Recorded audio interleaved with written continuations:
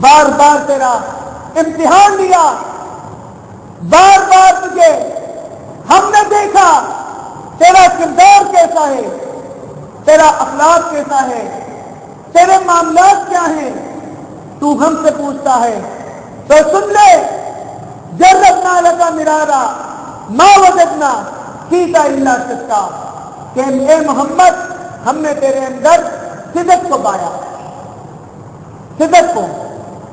عزیز دوستوں، یہاں پر بھی غور کیجیے، سوال یہ تھا سچا پایا یا جھوٹا؟ تو جواب بھی یہ ہونا چاہیے تھا کہ ہم نے آپ کو سچا پایا، لیکن مکہ والوں نے صادقاً کا لفظ استعمال نہیں کیا، صدقہ، کہ ہم نے آپ کے اندر صدق کو پایا۔ صدق کس کو کہتے ہیں؟ عزیز دوستوں، گویا مکہ والے یہ کہنا چاہتے تھے کہ اے عبداللہ کے یتیم، کائنات سب کو تلاش کرتی ہے، تو سچ کا پوچھتا ہے نا کہ مجھے سچا پایا یا جھوٹا؟ کائنات سب کو تلاش کرتی ہے اور سچ تجھے تلاش کرتا ہے۔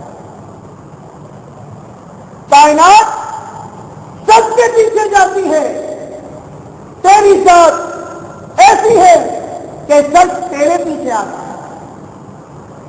تو عزیز دوستوں، اللہ کے رسول نے اتنی عظیم الشان شخصیت، مکہ والوں کو بھی اختلاف نہیں تھا۔ وہ لوگ جھوٹے ہیں جو یہ کہیں کہ آپ کی ذات پر اختلاف تھا۔ لوگ آپ کی امانت کو بھی مانتے تھے، آپ کی شرافت کو بھی مانتے تھے، آپ کے اخلاق کو بھی مانتے تھے، آپ کی شرمساری اور شرم و حیا کو سب پر یقین رکھتے تھے، لیکن کیا وجہ تھی کہ وہی محمد صلی اللہ علیہ وسلم کہ جس کو پھول کے ہار پہنائے جاتے تھے، آخر رسیاں ڈال کر اس کا گلا گھونٹا گیا؟ کیا وجہ تھی کہ جس کے لیے لوگ پھول بچھانے کو تیار تھے، اپنی پلکیں بچھانے کو تیار تھے، اس کے رستے پر کانٹے ڈالے گئے؟ کوئی ایسی چیز تو تھی کہ جس کا اعلان رسول اللہ صلی اللہ علیہ وسلم نے فرمایا، جس سے تمام مکہ والے آپ کے دشمن ہو گئے اور آپ کی جان کے ڈرتے ہو گئے؟ تو عزیز دوستوں، کلام مجید کی جس حصے کی تلاوت میں نے آپ حضرات کے سامنے کی تھی، اللہ تعالیٰ نے اسی نقطے کو بیان کیا کہ جس کے اندر کائنات کی تخلیق کا مقصد بھی بیان کیا،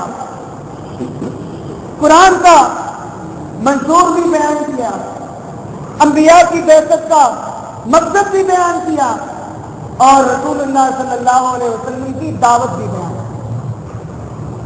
وہ تھا لا الہ الا اللہ، نقطہ توحید، کہ جس کو اللہ تعالیٰ نے اس دنیا میں نازل فرمایا، اور توحید کے لیے ہی اللہ تعالیٰ نے یہ تمام نظام بنایا، تمام کا تمام نظام اللہ تعالیٰ نے صرف توحید کے لیے بنایا۔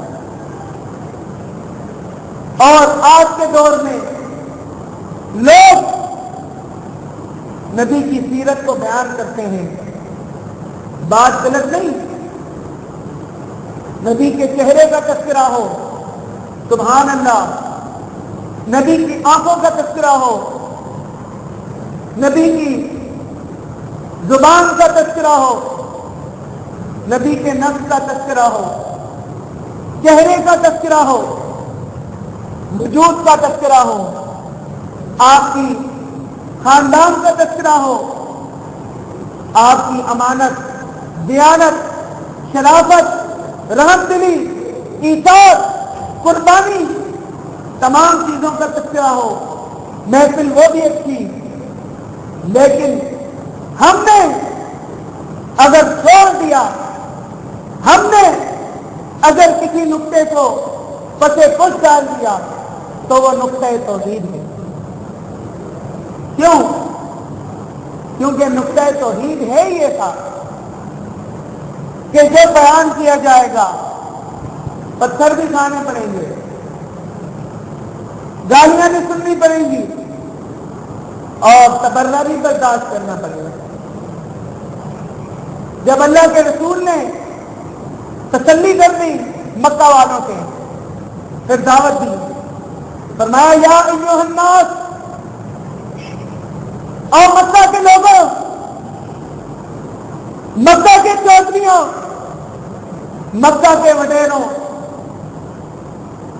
اور مکہ کے سجادہ نشینوں، سن لو، مجھے اللہ نے رسول بنایا ہے، قولوا لا الہ الا اللہ، اگر تم نجات چاہتے ہو اللہ کی توحید کا اقرار کرو۔ ابھی تو رسالت نہیں منوائی، صرف یہی کہا کہ اللہ کو ایک مانو۔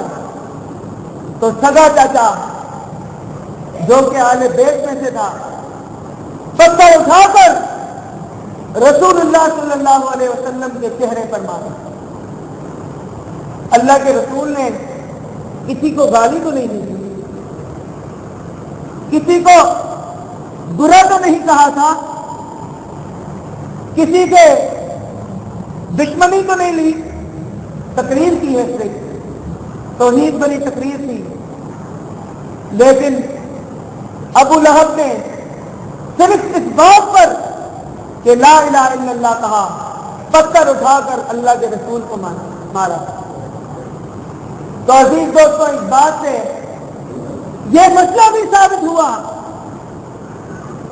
کہ خطیب جب مسئلہ توحید بیان کرے گا، مقرر جب حقیقی طور پر اللہ کی توحید کا اقرار کرے گا، تو چند لوگوں کے دل میں مروڑ بھی پڑے گی، چند کی زمینیں کی بجی بھی ہوں گی، چند لوگ اس کی مخالفت بھی کریں گے، اور بہت بدبخت ہو کر اسے روکیں گے بھی۔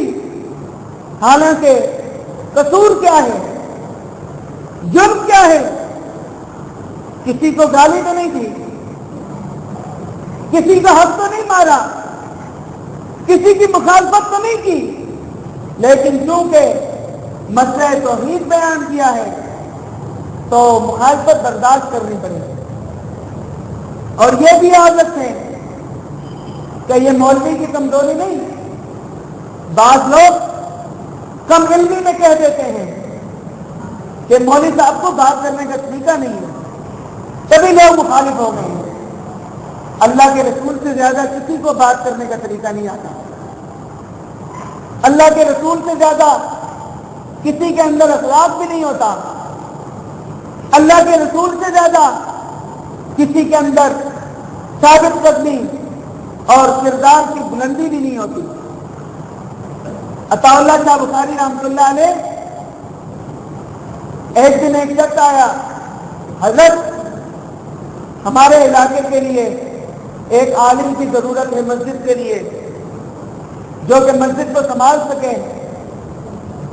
تو شاہ جی نے پوچھا عالم ہونا چاہیے؟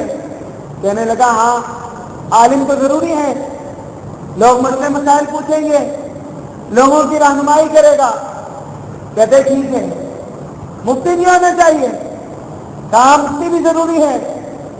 کہنے لگے اس کے اندر اخلاق بھی ہونا چاہیے؟